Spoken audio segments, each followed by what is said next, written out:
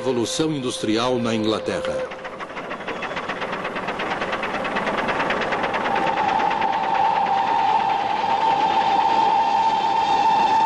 Um filme da Enciclopédia Britânica. Versão brasileira, Álamo.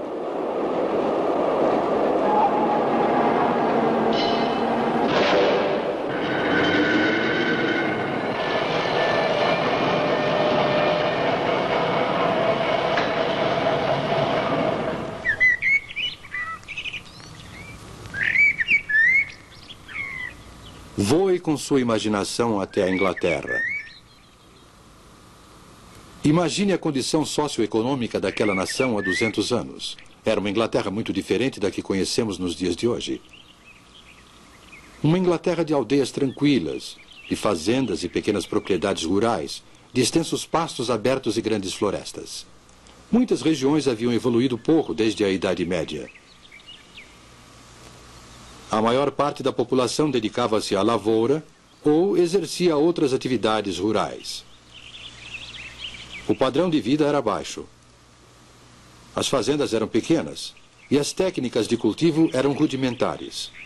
O ciclo de culturas era quase desconhecido, assim como desconhecidas eram as técnicas de aumento de produção de alimentos. Havia pouca coisa para os carneiros comerem durante o inverno. Só o que Deus mandava para eles. A maioria morria. Agora vamos verificar as condições da manufatura, especificamente na área têxtil. Naquela época, a manufatura de lã era o grande alicerce da prosperidade inglesa. Em todas as casas, encontrava-se uma roda de fiar, e em todas as aldeias, um tear manual. Esse método de manufatura foi denominado sistema doméstico.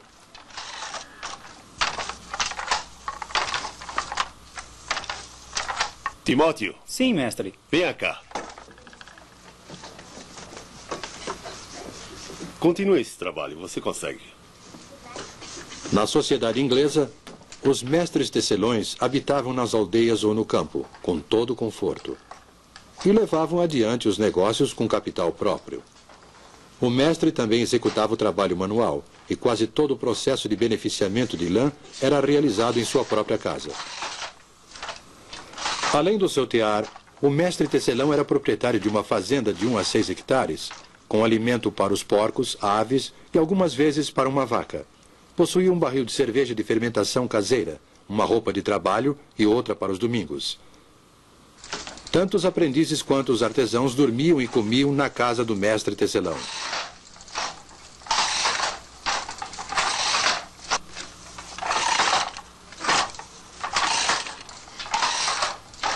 Mantenha o movimento firme, rapaz. Estou tentando, mestre. Estou tentando. Claro, eu estou vendo seu esforço.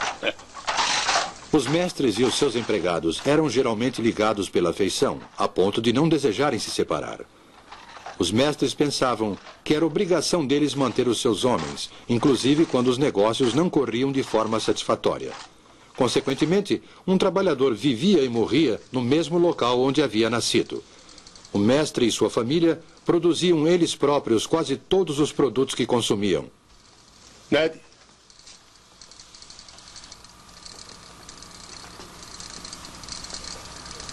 O que você acha? Ele parece um campeão, não é? Eu vou fazer um casaco bem bonito. Você é um menino de sorte. Agora pode ir. Ei, Ned! Valha-me Deus! Eles cultivavam na fazenda os cereais que os alimentavam, manufaturavam o tecido de lã com que se vestiam e satisfaziam as demais necessidades com o produto da venda do tecido por eles manufaturado.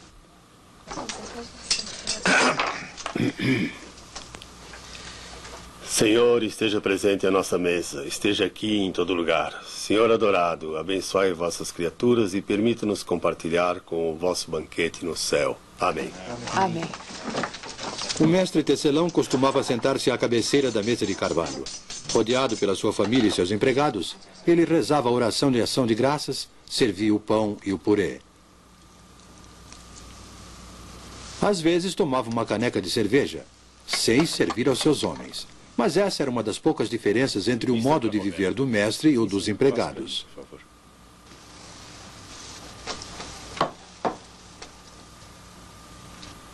Há muito ainda para você aprender na arte da tecelagem.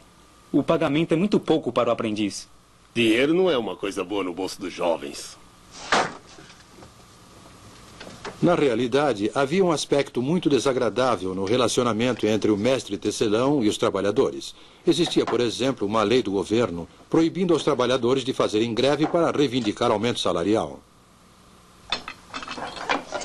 Fizeram uma greve no inverno passado, mas a paralisação cessou por causa da repressão.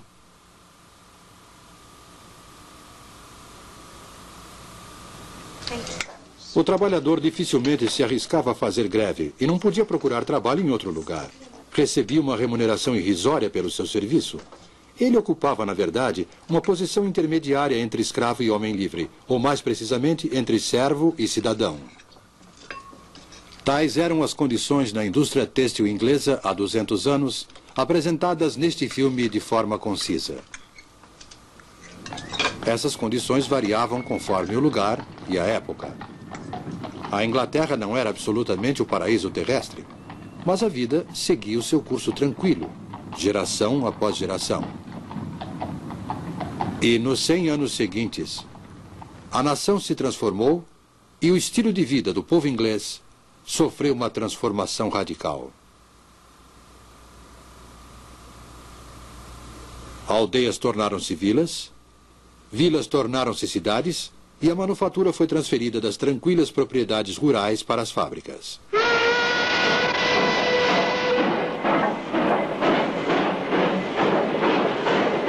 Essa transformação é chamada de Revolução Industrial. Podemos dizer, sem correr o risco de simplificar demais, que 3 tipos de máquinas destruíram o velho mundo e construíram o novo. A primeira foi a máquina de fiação. A segunda, o tear mecânico. E a terceira, o motor a vapor.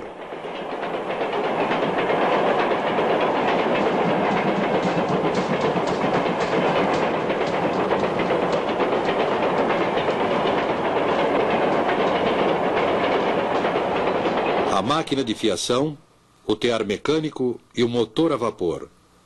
3 instrumentos que, juntamente com outras máquinas, transformaram o mundo. Desde os tempos primitivos, o homem vem fabricando e utilizando instrumentos.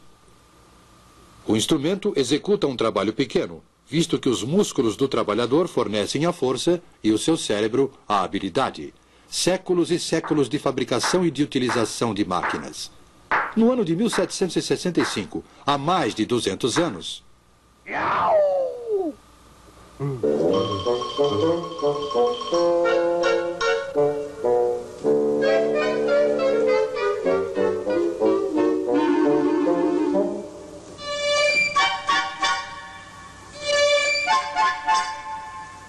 Jenny! Jenny! Eu consegui! James Hargreaves aperfeiçoou a máquina de fiação manual, batizando-a com o nome de sua esposa, Jenny. É a Spinning Jenny, a máquina primitiva de fiar difusos múltiplos. Essa máquina iniciou a revolução na manufatura da lã. A fiação era até então um processo lento, pois só se podia fiar um fio de cada vez. James Hargreaves colocou 8 fusos numa armadura e movia todos eles com uma manivela. Dessa forma, fiava 8 fios simultaneamente. A engenhosidade de Hargreaves lhe angariou o desagrado dos seus companheiros fiandeiros, que temiam perder o trabalho por causa da máquina.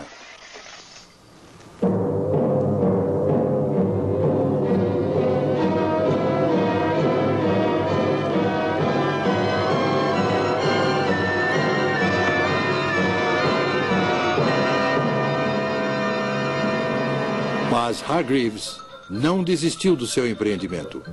E logo depois desenvolveu uma outra máquina que fiava 16 fios ao mesmo tempo.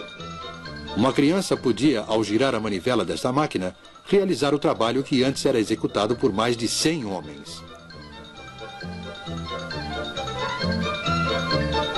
Ninguém conseguiria mudar o curso da história, pois uma descoberta iria inevitavelmente abrir caminho para outra. Em 1784, a população de Godby Marwood, uma pequena aldeia na região central do país, estava inquieta em virtude do que acontecia na casa do ministro da aldeia, o reverendo Edmund Cartwright.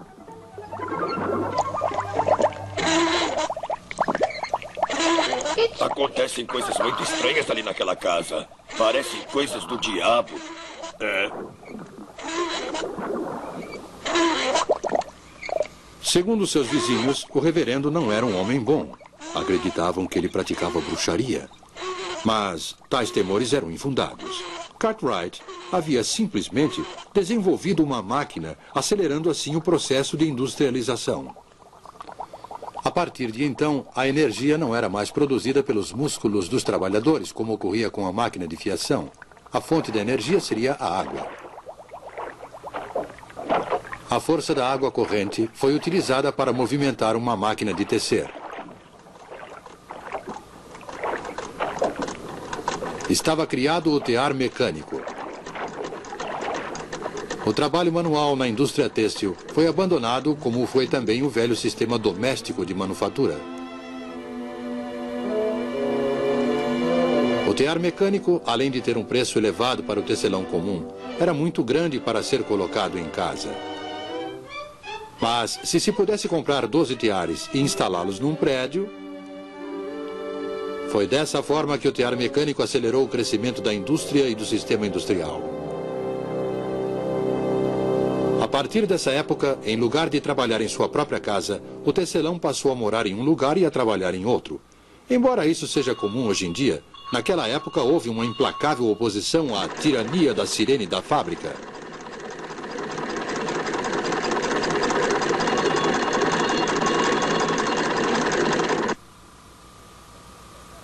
Houve tempos em que eu tinha vontade de jogar as minhas lançadeiras no chão.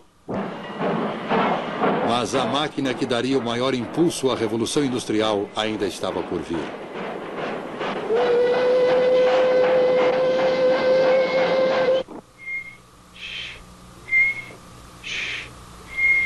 James Watt, quantas vezes já lhe disse para não perder seu tempo?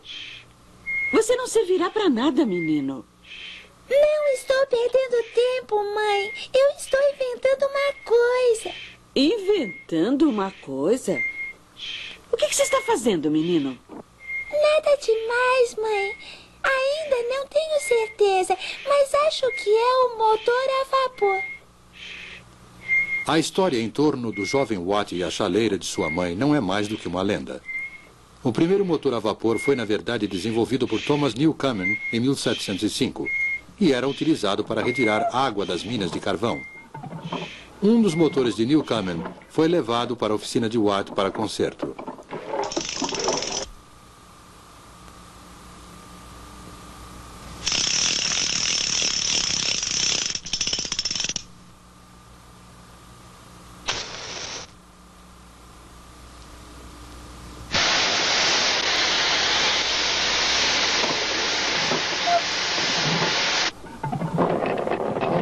James Watt empenhou-se nesse trabalho e, por volta de 1781, aperfeiçoou o motor, convertendo-o em grande fonte de força. Essa era uma força barata e podia ser utilizada para dar movimento a todos os tipos de máquina.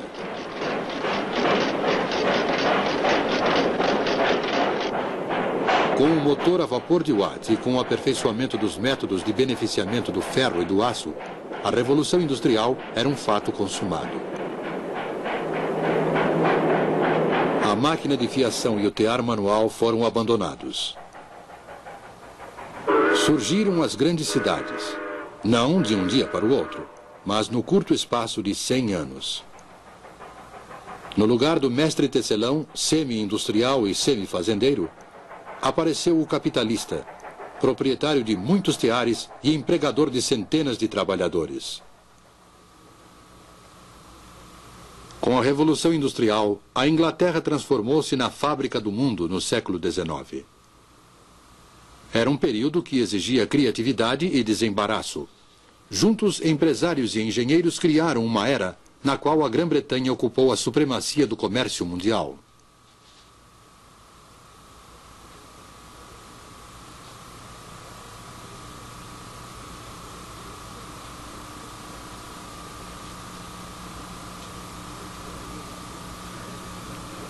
Parecia haver motivos suficientes para grande otimismo. Ser um inglês no início do século XIX significava ter acesso, se fosse um inglês rico, a todas as comodidades e prazeres que o mundo podia oferecer. E a grande massa da população? A maior parte da população caía cada vez mais na indigência e na miséria.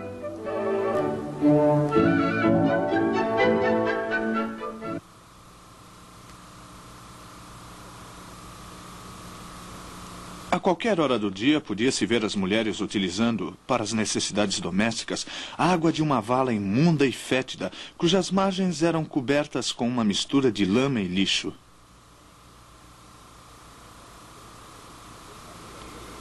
A vida do trabalhador inglês, incluindo mulheres e crianças, era uma luta miserável pela sobrevivência, tendo dois inimigos, o empregador e a máquina.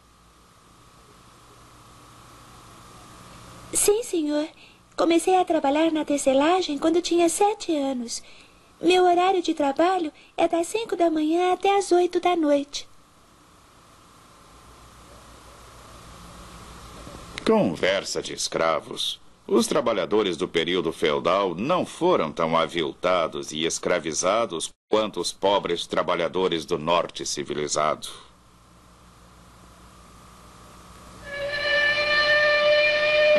Os homens eram empregados nas minas de carvão para o serviço de escavação.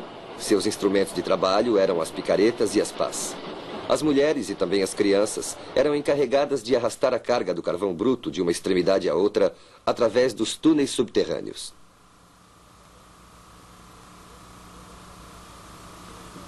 O cinto e a corrente são mais dolorosos quando trabalhamos com a família.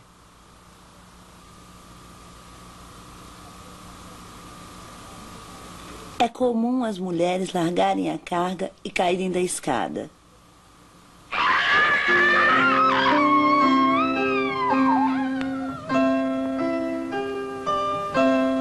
A verdade era que o novo poderio econômico inglês e a supremacia no comércio mundial sustentavam-se na exploração da mão de obra, em moradias subhumanas e na imensa miséria do proletariado.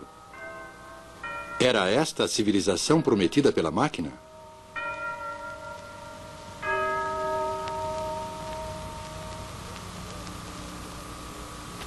Observo com prazer que a classe operária inglesa está conscientizada de sua exploração e que ela odeia aqueles que a exploram. Há uma diferença no comportamento dos trabalhadores. Alguns deles mal nos cumprimentam. Todos os projetos de reforma não poderão evitar os males terríveis que vejo se acumulando há muito tempo. Meus empregados pobres? Não os contratei de acordo com as normas do mercado? Não lhes pago, inclusive, até os centavos de seus salários? Segundo o Dr. Arnold, o problema social era dramático e a Inglaterra seria fatalmente tragada por uma revolução civil sangrenta.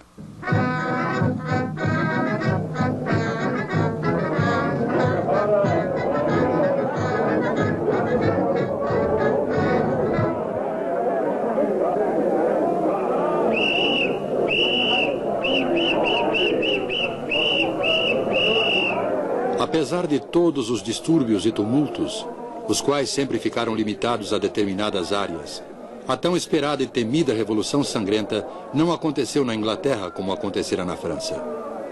E isso por dois motivos principais. O primeiro foi a reforma. Durante anos, houve muito debate público pela reforma dos males sociais causados pela Revolução Industrial.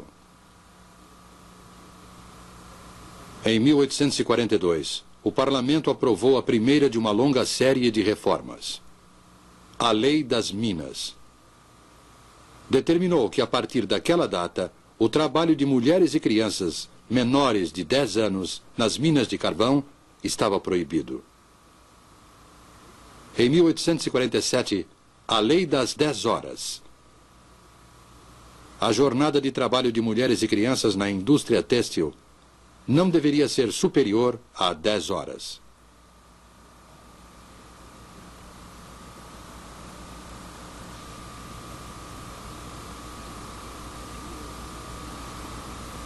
E em 1875, os sindicatos, que até aquela data tinham seus poderes de negociação limitados por lei, ganharam proteção legal. A partir de então, o operário tinha um amparo legal para se reunir com seus companheiros em defesa de melhores condições de trabalho, redução da jornada e aumento salarial. A produtividade foi o outro motivo. Assim como a reforma, ela evitou que os problemas sociais da industrialização causassem uma revolução civil. Na época do trabalho manual, antes do advento das máquinas, a produção de um sapato exigia aproximadamente 18 horas de trabalho, pois um único artesão executava todas as etapas de produção. O artesão sentia-se gratificado pelo seu talento. Mas, para sobreviver, era obrigado a trabalhar muito para compensar sua baixa produtividade, que era inevitavelmente baixa, dado que ele só podia executar uma única operação por vez. O acabamento podia ser excelente, mas o preço do sapato feito à mão era elevado e, consequentemente, poucas pessoas podiam pagá-lo.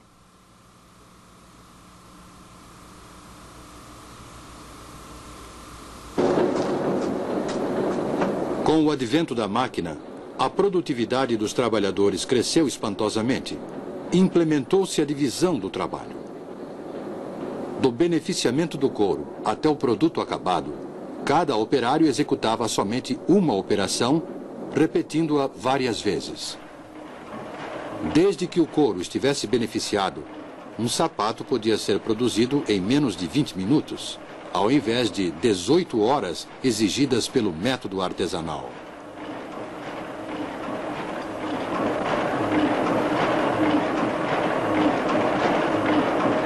Dessa forma, cada homem produzia mais graças à máquina, e sua produtividade cresceu. As horas de trabalho em toda a indústria foram diminuídas. O salário aumentou e os preços dos produtos baixaram. Assim, o operário podia comprar o seu próprio produto. Mais pessoas podiam se beneficiar da crescente riqueza do país. Essa foi a promessa da máquina e da Revolução Industrial. É verdade que essa promessa ainda não se cumpriu inteiramente. Mesmo assim, é uma promessa de benefícios materiais para todos.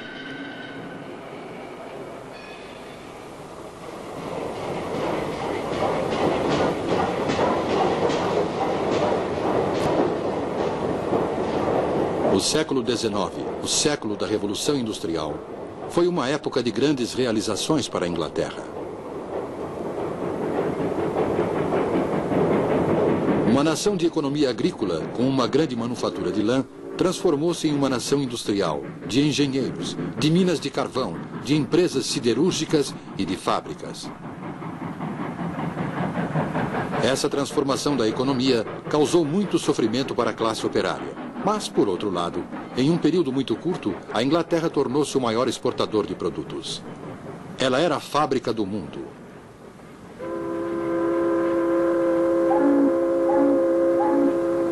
Além de exportar locomotivas, motores a vapor, têxteis e outros produtos acabados, talvez o que mais a Inglaterra exportou foi a industrialização.